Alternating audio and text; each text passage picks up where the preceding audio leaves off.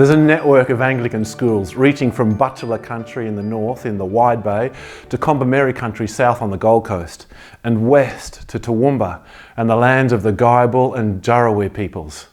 Welcome to your Anglican school. A school is a school, right? So why do some have the label Anglican? Well, what is it about being Anglican that makes your school distinctive? Each Anglican school has a unique foundational story. I wonder if you know the story of your place.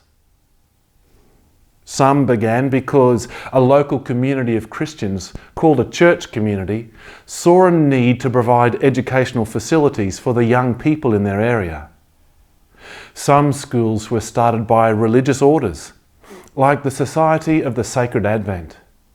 This society has a very particular mission for teaching and established schools which still live and work to the rhythms and ethos of the humble faith of the sisters in that community. Whatever the particular foundation story, each Anglican school is part of the Anglican Church in this place, Southern Queensland. So let's go a bit deeper. The Anglican Church is part of the Christian faith, which has Jesus at the centre of the story. What's this got to do with education? A good question.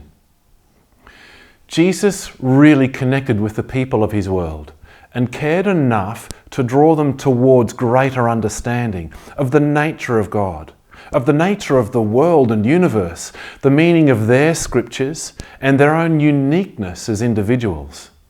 The key Christian text, the New Testament, starts with 4 books called Gospels, which talk about the life of Jesus and tell the Jesus story from 4 different perspectives.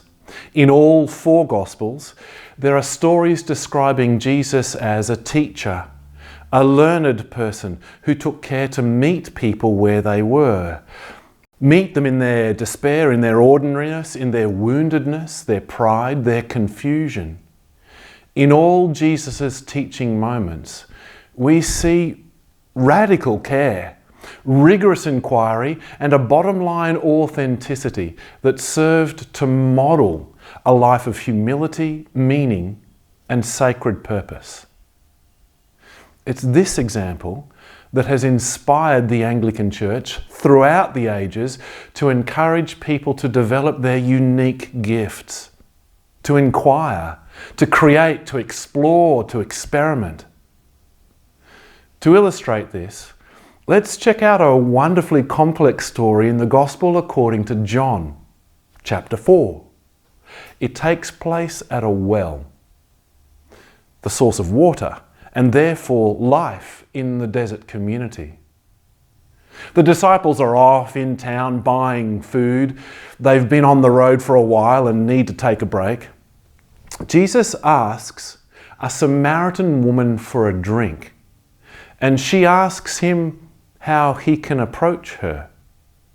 Traditionally, these people were enemies. It went back years, a generational thing.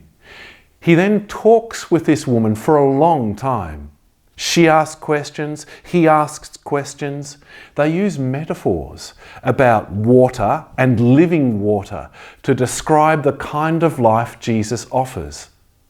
And all the time they circle around the truth, the nature of her and the nature of him.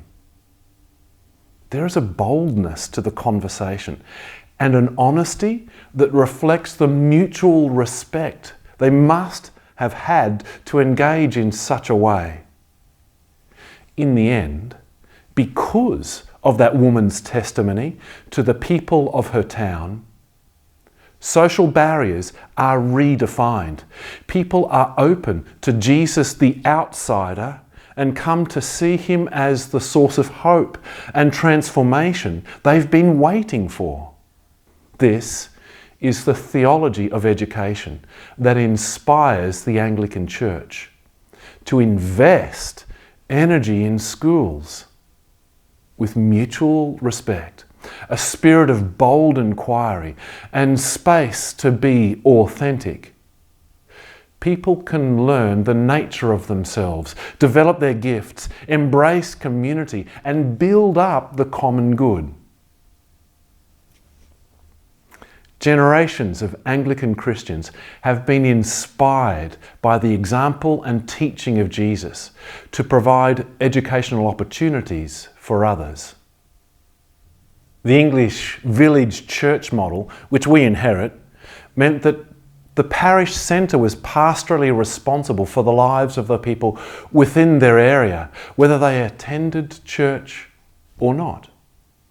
This meant providing places and people to care for the sick and those suffering hardship, providing housing, and building and running schools. The Australian Anglican Church model has well and truly evolved from those beginnings, but that sense of purpose at its core. Anglican churches and schools across our diocese spend much time and energy connecting with their communities.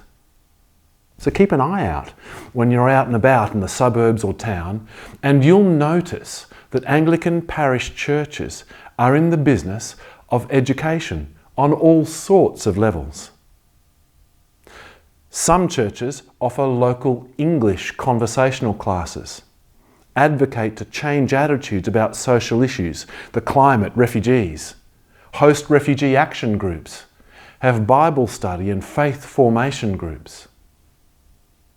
So if this kind of grassroots education happens at a local parish level, Anglican schools provide a next level way to promote learning and value reason and make the world a better place. So, what do you think is at the heart of Anglican schooling? What's the essential work? Like aged care is about care, Anglican schools are about education. Our vocation is education. We bring to education a profound vision of humanity, possessors of an innate dignity which is grounded in the image of God, visible in Jesus and present in every human being. There are 6 big clues then that Anglican schools in this place are inspired and informed by the person of Jesus and that long tradition of education. On the Anglican Schools Commission website, these points are called markers. So let's take a look at these unifying characteristics. Firstly, they are incarnational. It's a technical word, so stay with me. We can think of it this way. When Jesus was born, God became human. This is a big moment. The creator of the universe blesses the world by coming into it in person. This idea, God becoming human, is called incarnation. God took on the nature and form of humanity. The model of Jesus provides the values that inspire Anglican schools: kindness, generosity, love, justice, fairness, truth, hospitality, service, compassion, forgiveness. Living them, making them real and visible is essential to the identity of an Anglican school. So first, incarnational. Next, Anglican schools value and promote the intellectual. We embrace a comprehensive, liberal education. Anglican schools are unapologetically committed to the intellect, the relentless, fearless pursuit of truth, the discipline of academic rigour, the meticulous scientific endeavour, critical analysis and philosophical accountability, unhindered artistic exploration and expression, bold ventures of entrepreneurial development, and more. So we're committed to the intellect. We recognise that intelligence is diverse and multiplanar, and the mind is not all there is. The person is an integrated being whose head is inseparable from heart and hand. and the web of life in which we're all embedded. Anglican schools intentionally engage students' mind, heart and soul for the purpose of being in the world in a way that enriches a greater and common good. And thirdly, Anglican schools are pastoral. We care for all. Christians celebrate that humans are made in the image of a creative God. Every person bears the image and likeness of God. Anglican schools want to know each person and care for their well-being and the social and cultural web in which they live. This applies to our staff as well as our students. Everyone should feel like they belong, are known, are safe and able to thrive. Fourth marker to Anglican schools. We're missional. We have a mission to influence people for good. We intentionally engage in Christian formation to allow students and staff to grow in their capacity to serve others with love and grace.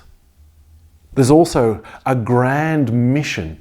As learning communities, Anglican schools in this diocese encourage service to work alongside the marginalised and to practice justice for all and care for creation.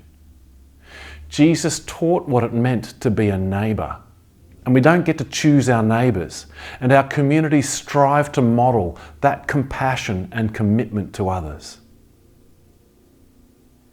A fifth marker is that we are faithful. We are faithful to the Christian story, living it in a way that invites discovery. We're faithful to the scriptures and the seasons, saints and celebrations of the Christian story, and the life, death, and resurrection of Jesus.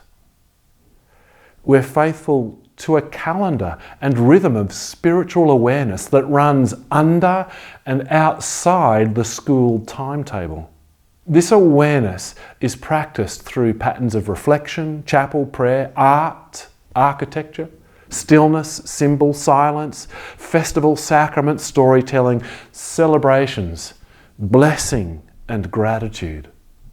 All are invited to participate in liturgical traditions that are ordered, musical, creative, rooted in scripture, sacramental, intellectually robust, and connected to the school's pastoral practices and missional service.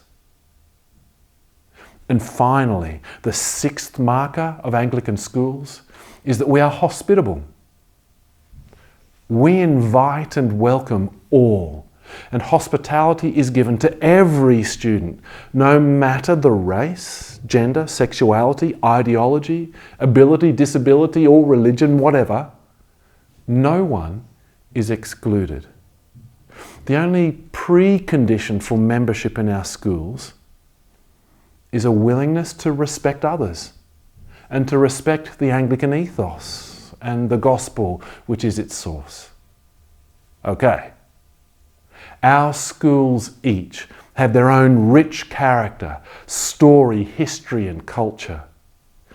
These marks of identity can be seen throughout them all, focused on education, driven by a vision of humanity formed in the image of God. The identity of each school is turned to one essential question about purpose. What are we educating for? One way to describe this purpose is that it's about making visible what is true, making visible what is good, beautiful, gracious, and true. So we educate for dignity, honouring the student, the subject, and the space that's created between them and the teacher. We educate for wisdom and a deep, deep knowing. We educate for hope, developing values tuned to the common good. We educate for justice and form character and practices for healthy, peaceable communities. This is a huge vision. In the end, though, we can summarise things like this. The Anglican Church Southern Queensland is inspired by the teaching and life of Jesus, whose presence in the world brings light and liberation. Our school's commitment to education participates in this work, and the liberation education brings is for the flourishing of students for a flourishing world. Whatever role you play in the school in which you work, be sure that Anglican people throughout the diocese hope and pray for you, that the history, traditions and pursuit of truth and reason that underpins the Anglican Church will continue to be inspiring and life-giving to students and staff in your school.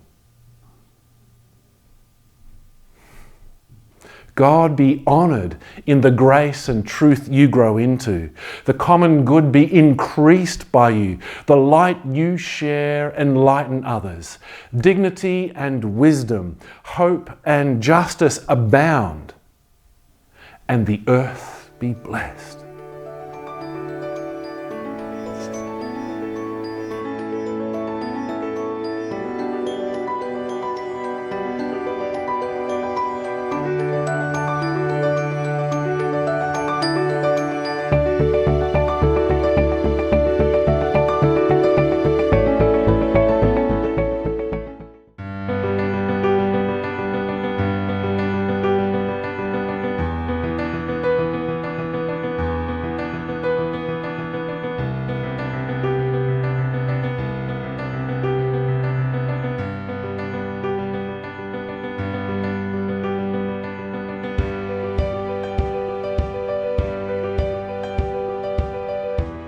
Hello and welcome to Anglican Identity.